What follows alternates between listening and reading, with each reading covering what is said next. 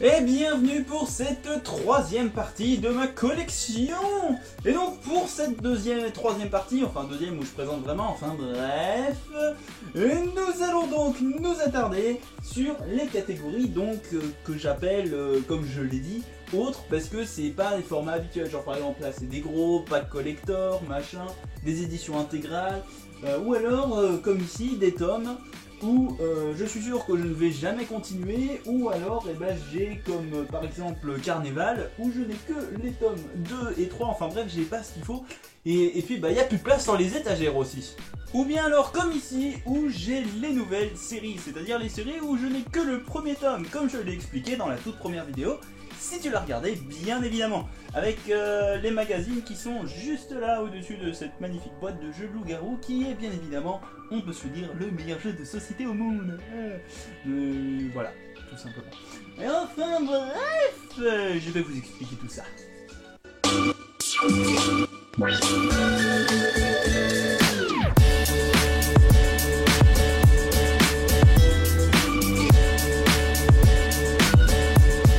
Bienvenue sur cette deuxième partie. Alors, je vous préviens, j'ai encore plus de salive, tout simplement parce que je fais l'audio le même jour pour les 3 vidéos, donc c'est très intéressant. Ouais, je pouvais vous épargner ça, mais la flemme. Et donc on commence avec la deuxième catégorie, comme je l'ai dit, donc c'est un peu les nouvelles séries, les éditions hautes, enfin bref... le reste, quoi. Enfin, le reste, mais il en reste déjà encore que je vous prends. Enfin, bref, on s'en bat les couilles. Qu'est-ce que tu fais chier? Merde. Ah, on n'a pas de temps à perdre. Alors, bien évidemment, bonjour. Et nous allons commencer avec City Hall. Donc, j'ai les packs des 2 saisons. Donc, c'est une série en 7 volumes. Et je ne veux pas faire mon vantard, mais moi, j'ai les packs collector. Et ouais. Non, donc ouais. Donc, City Hall, qui est un manga français, je précise. On applaudit. Cocorico. Donc, City Hall, qui est un manga tout simplement où le papier est interdit, puisque c'est très dangereux. Tout ce que tu y écris dessus, ça prend vie, donc mal utilisé et avec des mauvaises intentions, ça peut tourner très vite, très mal. Et donc on va suivre Jules Verne, et j'ai oublié son nom, mais le créateur de Sherlock Holmes, qui vont un petit peu mener l'enquête, parce que quelqu'un est arrivé en ville avec du papier, et il a semé le bazar. Et donc voilà, et donc on va suivre tout ça, et tous les personnages principaux seront des grands écrivains. Donc dans un monde où le papier est très dangereux et qu'il est interdit, c'est un manga putain d'intéressant. Les dessins sont magnifiques en plus, que demander de mieux? On enchaîne avec Spirale, donc personnellement c'est l'intégrale que j'ai, donc qui fait très gros, puisqu'il fait 600 pages. Et c'est un manga génial, donc c'est une ville où il y a la malédiction de la spirale. Ça se déroule en plusieurs petites histoires qui tournent autour de la spirale, des gens qui se transforment en escargots, des gens qui deviennent fous, des gens qui meurent, qui s'entrelacent. Tout tourne autour de la spirale, et dans les derniers chapitres, toutes ces petites histoires qui n'avaient pas vraiment de lieu de rencontre à part la spirale, vont tous se réunir, et là c'est génial. Le plus dans ce manga, c'est que, pour ceux qui s'y connaissent un petit peu en économie et philosophie, c'est un peu comme un résumé des livres de Marx. Voilà. Pour vous dire la puissance du truc. En même temps, c'est une Junji Ito, donc déjà, le dessin est cool, c'est assez flippant, et c'est putain de bon. On continue avec Ame et Yuki, les enfants loups, là aussi l'intégrale, tout simplement parce que, oui je sais ça existe en film, mais là c'est le manga, tout simplement parce que j'adore les films de Mamoru Hosoda, et quand je savais que ça existait en manga, je me suis dit, vas-y, fonce mec. Et je peux vous garantir, pour ceux qui disent « Ouais, mais c'est mieux en film qu'en manga !» Je peux vous assurer que j'ai eu exactement les mêmes sensations et que j'ai aussi lâché ma larmichette quand je l'ai lu. Les dessins sont magnifiques enfin bref, les dessins sont magnifiques. La fille, enfin je sais plus si c'est une fille qui a dessiné, bref, ça correspond parfaitement à l'ambiance et c'est génial. Donc pour vous résumer, oui quand même un petit peu, c'est une lycéenne qui va tomber amoureuse d'un lycéen, qui est en fait un homme loup. Et ce n'est pas du spoil puisque dans les premières pages ou dans les premières minutes du film si tu veux, il meurt. Et elle va donc élever ses 2 enfants, mi-humain, mi-loup, toute seule. Et là c'est génial puisque du coup tu vas suivre une mère qui va élever ses enfants seule, qui va devoir déménager, qui va avoir des problèmes. Enfin bref, c'est tout simplement génial. Et la fin est très émouvante. Pandemonium, on a oublié un Unlucky Young Men, qui est en 2 volumes. Unlucky Young Men, où l'on va suivre des gens qui ont dessus d'eux, comme ça, de faire un cambriolage. Voilà. Donc Unlucky Young Men, c'est un polar en 2 tomes qui est franchement génial. Les dessins sont bons, l'histoire est géniale. Et pour ceux qui aiment le polar, je ne peux que vous le conseiller. On enchaîne ensuite avec Pandemonium, qui est un manga, ça fait très longtemps que j'ai acheté, mais bon.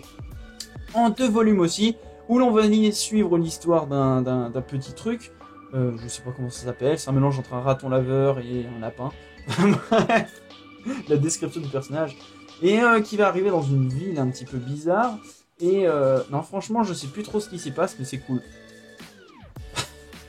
Non, franchement, si je devais relire le scénario de chacun de mes mangas, franchement... Je sais ce qui se passe dedans, mais en gros, on va suivre l'arrivée de ce personnage dans la ville qui ne sera pas très bien accepté. Et il traîne toujours une grande malle avec lui et ça va intriguer beaucoup de monde. Il va essayer de se faire une place dans la ville.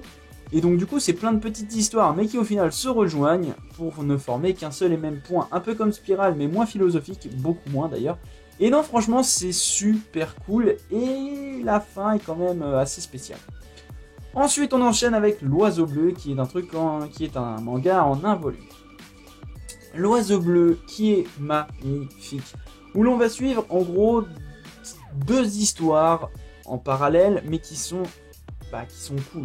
La première, où l'on va suivre l'histoire, donc c'est une famille de 3 personnes. Et sauf que au retour d'un pique-nique familial, ils vont avoir un accident de voiture. La mère va s'en sortir, le père va être dans le coma, enfin ça va être un légume, et leur enfant, eh ben il va mourir. Et donc on va suivre le combat de sa mère qui va continuer à combattre pour préserver son mari et lutter contre le regard des autres. Et dans la deuxième partie, on va suivre les grands-parents, les grands-parents, qui ont quand même un sacré rôle important à jouer là-dedans. Je vous en dis pas plus, mais franchement c'est magnifique. On continue avec Coffee Time. Coffee Time, bon ça va pas être compliqué de le résumer, c'est tout simplement plein de petites histoires très différentes qui n'ont qu'un seul rapport, le café. Je ne peux pas vous en dire plus parce que franchement je ne peux résumer que ça. Si je devais vous résumer chaque histoire, on en aurait pour 3 plombs. Donc non, franchement c'est sympathique, ça détend et ça vous vide l'esprit, c'est génial. Et en plus si vous lisez ce manga avec un café, quoi de mieux. Perso j'aime pas le café mais bon. On enchaîne avec les 2 Van Gogh. L'orage, ta gueule. Merci. Non, bref, on continue avec les 2 Van Gogh qui va tout simplement nous raconter l'histoire des Van Gogh. Puisque oui, Van Gogh avait un frère, tu sais, le peintre célèbre. Et du coup ça va un petit peu nous raconter son histoire avec le Van Gogh que l'on connaît tous, qui est un vagabond, etc. Et son frère qui travaillait dans une galerie d'art, qui était beaucoup plus aisée, et qui va essayer de l'aider à devenir populaire. Et le Van Gogh que l'on connaît maintenant. Franchement, cette histoire m'a pas bouleversé, mais m'a choqué. Je sais pas si c'est inspiré de l'histoire vraie, ou si c'est une fiction, mais franchement c'est génial. Perso, je penche plus sur l'histoire vraie, mais bon, j'ai mes sources à vérifier. On continue avec Totoro. Alors beaucoup vont me critiquer là-dessus. Donc c'est un livre illustré, donc c'est un petit peu comme si tu faisais 1 million de screenshots du film pour en faire un livre. Et bah écoutez, j'ai bien aimé, ça raconte Totoro à sa manière, et le fait que ce soit des screenshots, enfin c'est...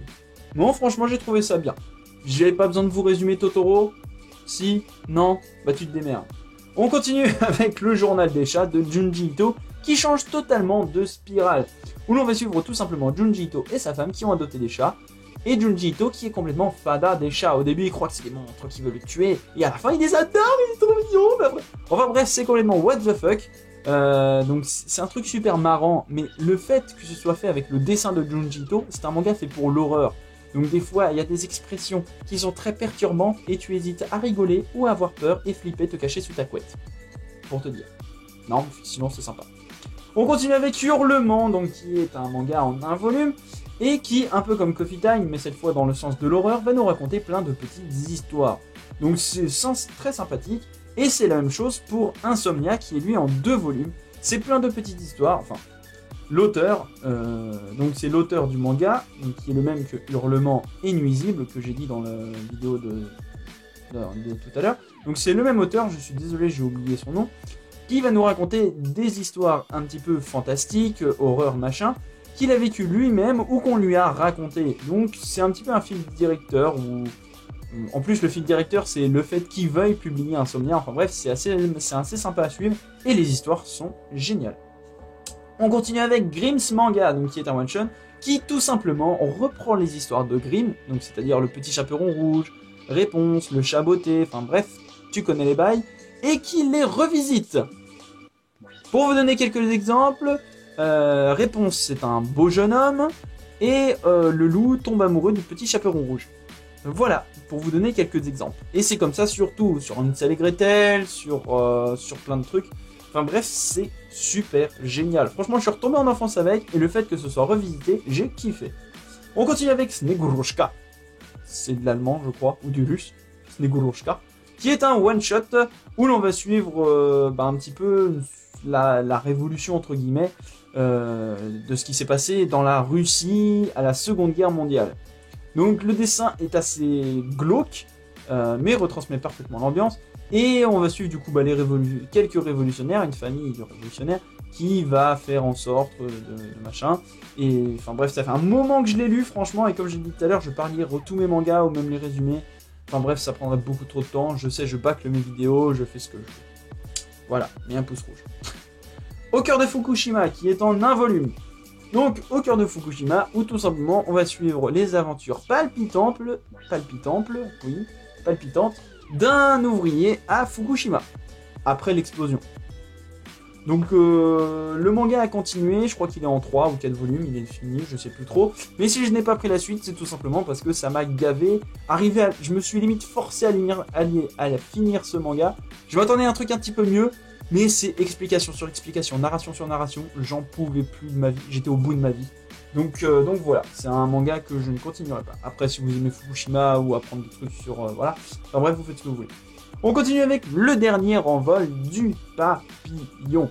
C'est un manga que j'ai pris le mois dernier, donc ceux qui s'en souviennent pour la mangacha dernière. On en va suivre les aventures, où l'on va suivre le quotidien d'une prostituée. On va suivre son passé, ses connaissances, et pourquoi elle est devenue prostituée, et pourquoi elle le restera. C'est assez beau à lire, c'est un petit one-shot très sympathique que je vous conseille vivement. On continue avec donc ce que j'avais dit, les séries que je ne continuerai jamais, ou que je ne peux plus continuer. Macross 7 Trash, ou Macross Trash 7, donc j'ai 7 volumes, enfin j'en ai 6, j'ai 1, 2, 3, 5, 6, 7. Ouais, je sais, il me manquait le 4, je l'avais pris d'occasion, et le 4 n'était pas là. Je ne sais absolument plus de quoi ça parle, puisque c'est des mangas que j'ai limite oublié. Je sais que ça se passe dans l'espace, à part ça... Giga Tokyo Toy Box, où on va suivre une fille qui veut travailler dans le design des jeux vidéo, et qui va trouver justement un stage, et voilà. Et en gros, c'est un petit peu ça. Bon, voilà.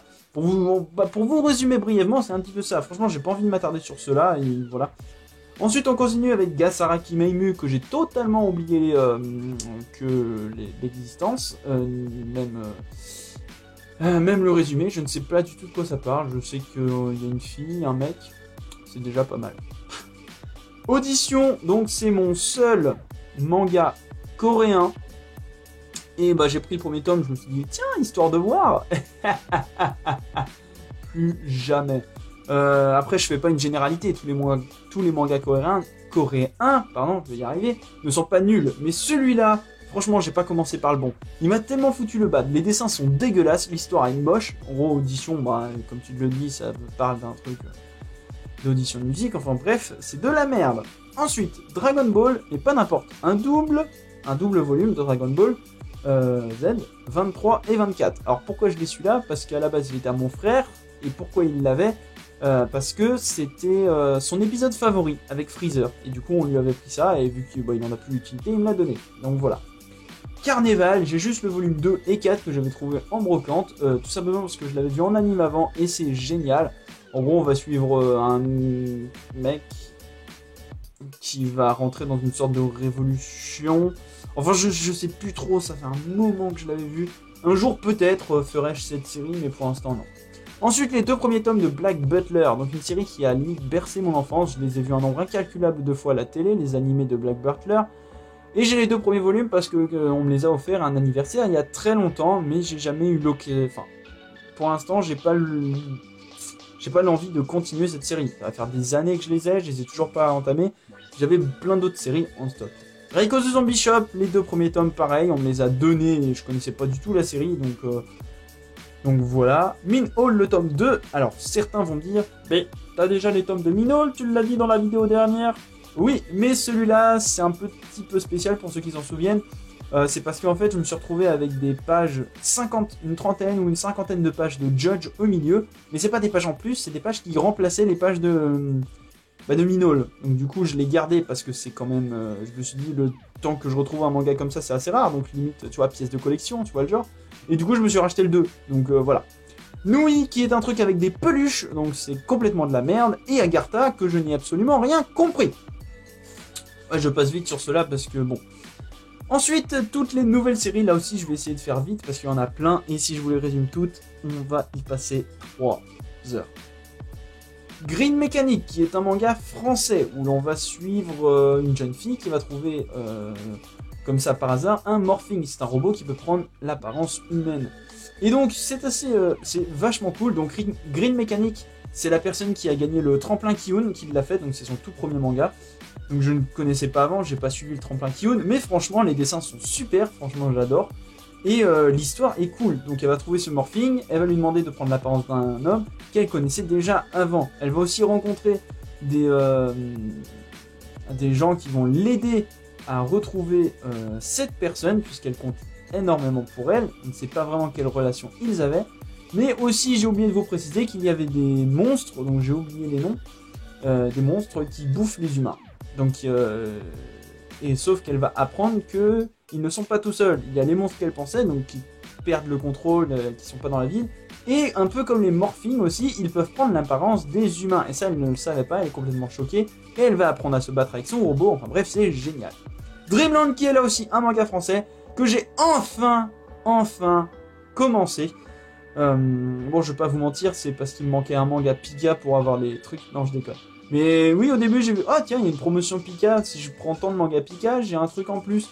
Et il me manque quoi? Bah écoute, l'occasion de commencer Dreamland. Et Dreamland, donc, pour ceux qui connaissent pas, en gros, on va suivre l'histoire d'un mec d'un jeune collégien ou lycéen, non, lycéen, il a 18 ans, qui, en gros, a perdu sa mère dans un incendie, et depuis, il a peur du feu. Il a réussi à combattre sa peur du feu dans ses rêves, et est donc devenu un voyageur. Il peut donc voyager dans Dreamland, le monde des rêves, en utilisant son pouvoir. Mais si on se fait battre dans Dreamland, on ne peut plus jamais revenir à Dreamland.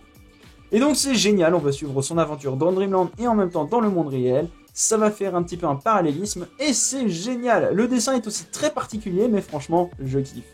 On continue avec un autre manga français, oui je sais beaucoup, mais bon, Cocorico, Chronoctis Express, qui est un manga indépendant. Vous en avez déjà sûrement entendu parler, puisqu'il a quand même eu beaucoup d'échos. Et donc, le Chronoctis Express, qu'est-ce que c'est? C'est un train qui va amener les morts quand ils sont morts. Donc, oui, t'emmènes les morts quand ils sont morts, c'est mieux. Parce que dans ce monde, quand tu es mort, il y a quelques minutes avant, où tu peux encore parler avec des gens, et justement pour aller au Chronoctis Express. On va suivre l'histoire d'un gars qui va voir la fille dont il est amoureux mourir dans ses bras, et il va tout faire pour essayer de la retrouver. Et donc il va monter dans le Chronoctis Express alors qu'il est encore vivant. Et donc dans ce premier tome, beaucoup de questions se posent, et donc on n'a pas beaucoup de réponses, même beaucoup de choses, on n'a pas beaucoup de contenu, et c'est ça qui est génial. On sait beaucoup de choses, mais on en sait encore moins quand tu te demandes pourquoi c'est comme ça. Et c'est ça qui est bon. To Your Eternity, où eh bien on va suivre l'histoire d'une boule, et pas les miennes. Bah donc, voilà, c'était la blague de trop. Donc on va suivre l'histoire d'une boule que Dieu, on suppose, a envoyée sur Terre et qui peut prendre l'apparence de tout et qui est bien évidemment immortelle. Elle va commencer par être d'une pierre, puis de la mousse, puis un loup sauvage qui est apparu à côté d'elle, qui était blessé, sauf que bah du coup elle s'est régénérée. Et donc elle va rencontrer un jeune homme et bah du coup la boule elle va apprendre à côté du jeune homme, parce qu'elle ne sait pas manger, respirer ou quoi que ce soit, puisqu'elle ne sait rien. Tout ce que je sais, c'est que je ne sais rien. Philosophie. Et enfin bref. Et donc non, franchement ce manga est bouleversant, on ne sait pas vraiment quel est le but de ce manga, quelle est la quête finale au final. Et non, franchement c'est un manga qui m'a bluffé, et j'ai juste à dire waouh. Si vous voulez un truc qui vous bluffe, franchement, allez lire To Your Eternity. Man in the Windows, où l'on va suivre l'histoire d'un mec qui, au détour d'une ruelle, va voir son reflet dans le miroir, et en fait, c'est vraiment son reflet. Mais de lui dans le futur. 3 ans dans le futur, si je me rappelle bien. Et ils vont donc essayer de changer, parce que sa vie, en 3 ans, est devenue merdique. Mais merdique, hein, en 3 ans, c'est limite un miracle que ce soit devenu aussi merdique. Tu vois le genre. Et donc ils vont essayer de faire des trucs, mais vu qu'il est 3 ans plus tard, ils n'ont pas vraiment les mêmes machins. Enfin bref, c'est un manga qui va nous montrer l'effet papillon sous toutes ses formes. Et franchement, je dis waouh. Dystopiare qui est un petit peu la partie qu'on voulait pas voir dans un RPG. Donc c'est un peu comme dans un RPG, quand tu nais, tu as ton niveau, tu as ta classe. Non, tu as pas, t'as ton niveau 1 quand tu nais, et tu es déjà classé, genre forgeron, combattant ou truc bidule. Tu peux pas choisir. Donc tu peux monter de niveau en combattant des monstres. Sauf que il y a un classe qui s'appelle les exécuteurs, et leur rôle est d'exécuter le roi du mal qui apparaît tous les 3-4 ans. Là c'est le 23 ou je sais plus trop quel roi du mal qui apparaît. Et on va suivre donc nos héros, nos exécuteurs, mais leur problème c'est qu'ils ne peuvent pas monter de niveau. Et du coup, on apprend dans ce premier tome comment ils peuvent monter de niveau pour botter des culs. Et c'est complètement YOLO, je m'y attendais pas du tout, et même quand tu le sais que ça réarrive, tu te dis « Oh, putain de merde ». Je veux pas vous spoil ce truc parce que franchement c'est dingue, mais franchement allez le lire. On enchaîne avec Muséum où on suit un meurtrier en série qui considère ses meurtres comme une œuvre d'art puisqu'elles sont faites assez space, genre dans un congélateur, découper des parties du corps pour faire un certain point, enfin bref. Et à chaque fois il y a un mot, sentence pour telle raison. Et à chaque fois la sentence correspond à ce qu'ils ont fait dans la vraie vie. Enfin bref, c'est super cool et la fin franchement nous laisse sur le cul. Je veux la suite. On enchaîne avec Pacte où l'on va suivre des démineurs qui veulent déminer des bombes à azote qui peuvent faire péter un pays entier et qui ont été posés par des terroristes dont on ne connaît pas ni le pourquoi ils ont fait ça, ni le d'où ils viennent. Et franchement, c'est waouh. Voilà. Je vous en dis pas plus parce qu'il n'y a pas grand chose à dire de plus, mais franchement, c'est un manga génial. J'ai été choqué pas mal de fois, un peu comme Dystopia. Death Choice, où l'on va suivre un gars qui, pour la nouvelle année, s'est dit vas-y, ça peut être cool, on va faire un jeu de popularité, genre sur téléphone, il la connaît et tout. Sauf que le problème, c'est que quand... C'est un peu à la mode King's Game, tu vois, y a des morts. Donc en fait, le principe, c'est que les garçons votent pour les filles votent pour les garçons. Tous les jours, ça change. Il y a 5 qui sont choisis. Il y en a 5 qui sont choisis. Et à chaque fois, tu dois voter. Sauf que quand t'as pas de vote, tu meurs. Quand tu ne votes pas, tu meurs. Enfin bref, c'est différent de King's Game. Enfin, c'est pareil que King's Game dans un sens où c'est un jeu mortel par téléphone. Et que le mec qui l'a codé, en fait, c'est pas lui qui fait tout ça. Et d'un autre côté, c'est pas comme King's Game, mais même beaucoup mieux, puisque les règles, on les apprend au fur et à mesure des élèves. On nous dit pas, voici les règles, tu te démerdes. C'est le jeu, et les règles, tu les apprends au fur et à mesure. Pourquoi tu meurs, pourquoi il se passe ci, pourquoi il se passe ça. Et là, c'est intéressant, et là, on est bon. Ensuite, Innocent Rouge. Bon, là, je me suis fait un petit peu gauler, parce que j'étais pas au courant qu'il fallait lire Innocent avant, donc j'ai lu le premier tome d'Innocent Rouge sans rien comprendre, pratiquement. Et je me suis limite fait engueuler par quelqu'un qui a commenté la dernière mangacha où j'ai présenté Innocent Rouge, mais elle avait totalement raison en même temps.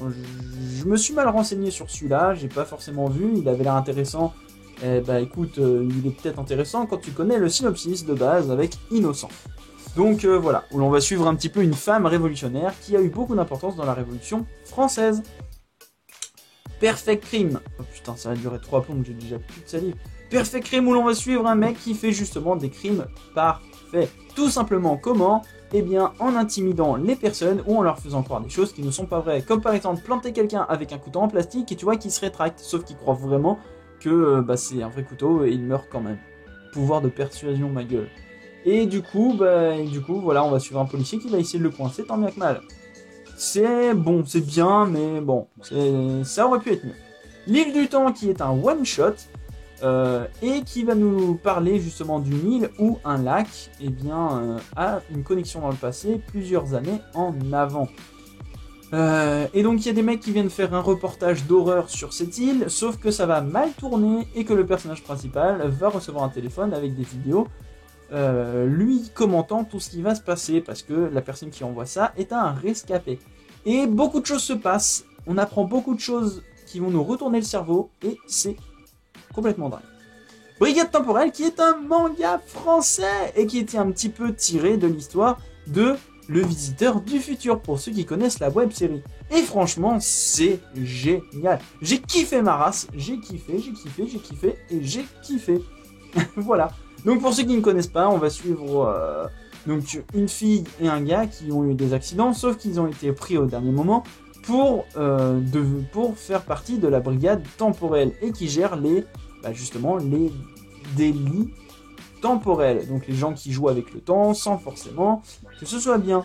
Voilà. Ou alors changer un petit peu le temps. Enfin bref. No Gun's Life qui est un petit peu qui se déroule un petit peu dans un monde à la mode de Gun, et qui est franchement génial. On va suivre un mec avec une tête de pistolet et qui est une sorte de tueur à gages, enfin bref, et qui va essayer, qui va se retrouver dans des affaires liées au gouvernement tout là-haut, enfin bref, un peu à la mode de Gun, et franchement c'est assez cool. On retrouve l'ambiance de Gun, mais c'est pas Gun, tu vois le truc. Et puis suivre un mec avec une tête de revolver, franchement, que demander de mieux. Yokai Watch qui est un truc pour les tout enfants, c'est un peu le Pokémon pour les bébés, et t'as des yokai, donc qui sont des petits esprits qui peuvent se réfugier n'importe où, et qui tourmentent les humains, et un jour il y a un mec qui va avoir une montre de yokai pour pouvoir les voir et les attraper, et tous les attraper. Et il faut devenir ami avec les yokai en fait pour qu'ils viennent t'aider après. Enfin bref, c'est vraiment pour les gamins, je l'ai pris pour voir à quoi ça ressemblait, j'ai pas été déçu. Golden Kamuy, ça c'est beaucoup mieux, où l'on va suivre un soldat de la guerre qui est considéré un peu comme immortel puisqu'il a 1 million de cicatrices et il s'en est toujours sorti avec toutes les guerres qu'il a fait. Et donc qui devient chercheur d'or parce que il a pris sa retraite, mine de rien. Sauf qu'il va apprendre une histoire comme quoi il y a un mec qui a caché un putain de trésor de ouf et que le plan est tapé sur plusieurs dos de prisonniers, d'anciens prisonniers. Et il va partir à la recherche de tous ces prisonniers pour avoir tous les plans. Sky High Survival, où l'on va suivre une fille qui se retrouve dans un immeuble et à faire la guerre avec plein de personnes dont on ne sait pas pourquoi elles sont là. Il y a plusieurs personnes comme elle qui ne connaissent rien et des personnes avec des masques qui sont pas gentils. Enfin bref, c'est un manga assez ouf et franchement, ça fait un moment que je l'ai lu et je pense que je vais le continuer. C'est en 10 volumes si je ne m'abuse pas. Ah, ça fait du bien de boire, bordel. Beyond Dog, où l'on va suivre des lycéens qui veulent arnaquer le maire de la ville, qui est d'ailleurs un des pères des lycéens, puisqu'il trafique avec la mafia, c'est une ville un peu de merde, ouais je sais, et donc il y a 1 milliard de yens coincés dedans, donc ils vont essayer de mener l'enquête et de tout faire pour récupérer le putain de magot. Hunt, le jeu du loup-garou que j'avais pris à la base parce que apparemment ça représentait exactement le jeu du loup-garou, qui est un jeu de société que j'adore tout simplement, j'adore ce jeu. Et là je peux vous dire que j'ai été déçu, ce manga c'est un petit peu de la merde, à part les villageois et le loup-garou, donc en gros des gens qui se retrouvent dans une salle, certains sont villageois, certains sont loup-garou, et les loups-garous ont le droit à des armes, et sauf que les loups-garous la nuit ils peuvent buter les villageois. Voilà, en gros c'est ça le speech. Et franchement, je m'étais dit, c'est cool ça, avec le loup-garou, il y a plein de rôles, genre la sorcière, le chasseur, le machin. Mais non, il y a juste loup-garou et villageois, et une voyante, je crois. Un truc dans le genre. Donc non, franchement, puis l'histoire est très mal tournée. Donc non, franchement, j'ai pas trop aimé. Green Worlds, qui est un petit peu un monde apocalyptique où la nature a repris ses droits, qui est un manga assez moyen, où l'on va suivre le stéréotype du héros qui a des power-up et qui va sortir dans la nature avec le gars badass. Enfin bref, c'est un classique moyen. Je reviendrai vous voir qui est un one-shot, qui est, en gros, on va suivre l'histoire de bénévoles qui vont aider à la reconstruction de villes, d'aider les enfants, machin, après les explosions atomiques. Et bon, personnellement, c'est pas que je suis pas humanitaire, mais j'ai trouvé ça d'un petit peu de la merde.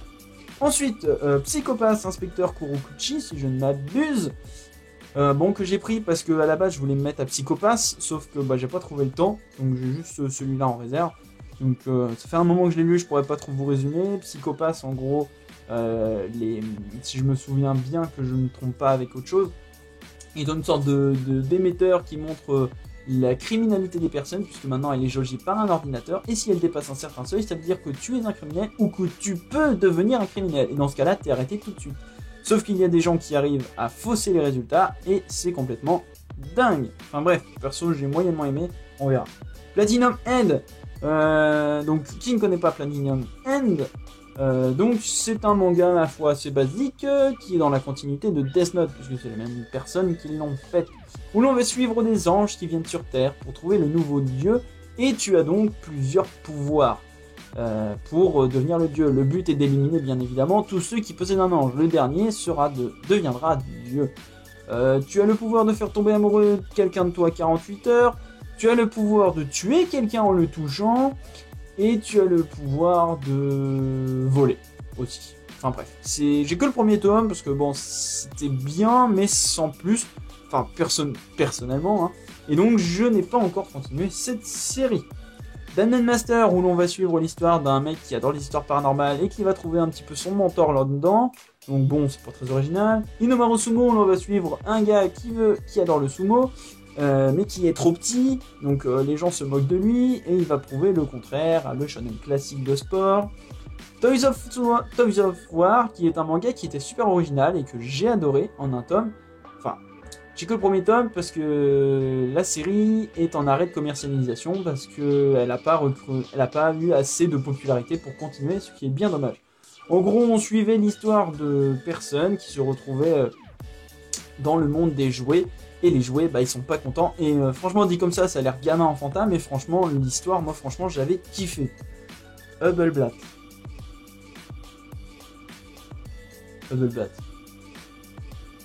J'ai oublié de quoi ça parle. Ensuite, non, franchement, j'ai oublié de quoi ça parlait Hubbleblatt.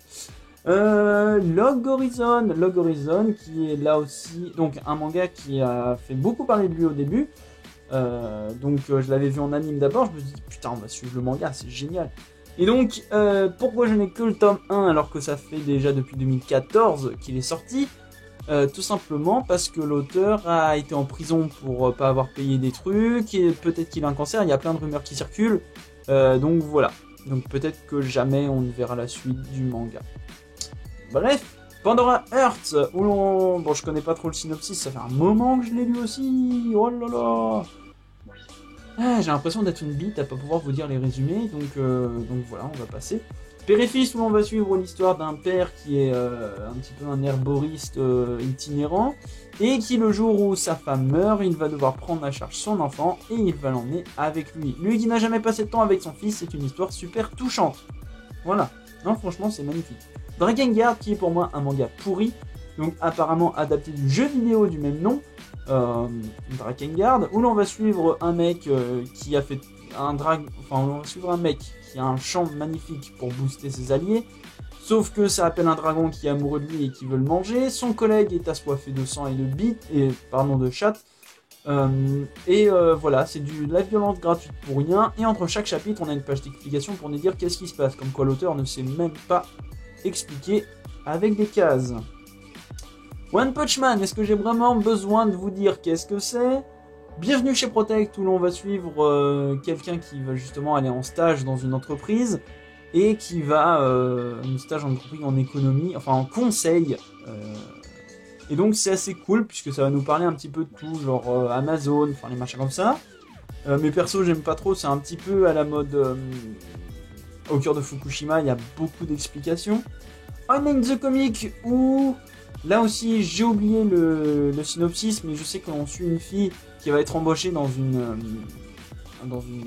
entreprise secrète et qui utilise les téléphones, donc ils peuvent rentrer dans un monde virtuel pour détruire les bugs. Non, c'est pas ça. Non, oubliez ce que je viens de dire, c'est de la merde. Remember, où l'on va suivre des collégiens, des lycéens, qui sont des lycéens, voilà, qui sont dans leur école, il y a une malédiction, ils ont dit le truc qu'il fallait pas, et du coup ils revivent la même journée en boucle jusqu'à ce qu'ils trouvent les 5 membres d'une fille. C'est très glauque. Et du coup ils vont vivre cette journée éternellement jusqu'à ce qu'ils y arrivent. En échappant bien évidemment aux fantômes qui veulent les tuer. Et Dimension W, où l'on va suivre une fille avec des tatouages partout chelous qui fait des trucs de dingue, et un chasseur de primes qui lui roule encore à l'essence alors que tout le monde a des voitures volantes. Voilà. Je sais, j'ai beaucoup abrégé sur la fin, ne m'en voulez pas. C'est pas que j'en ai marre, mais j'essaye de faire des vidéos pas trop longues, de pas trop m'éterniser. Et pour les nouvelles séries, il y en a plein, je me rappelle plus, ça fait très longtemps que je l'ai vu. Enfin bref, je vais pas m'excuser à chaque fois, au pire je fais ce que je veux, bah les couilles, je vous présente ma collection. Si vous n'êtes pas content, allez vous abonner. Allez bref, je vous dis à demain pour la dernière partie. Tchuss les sushis.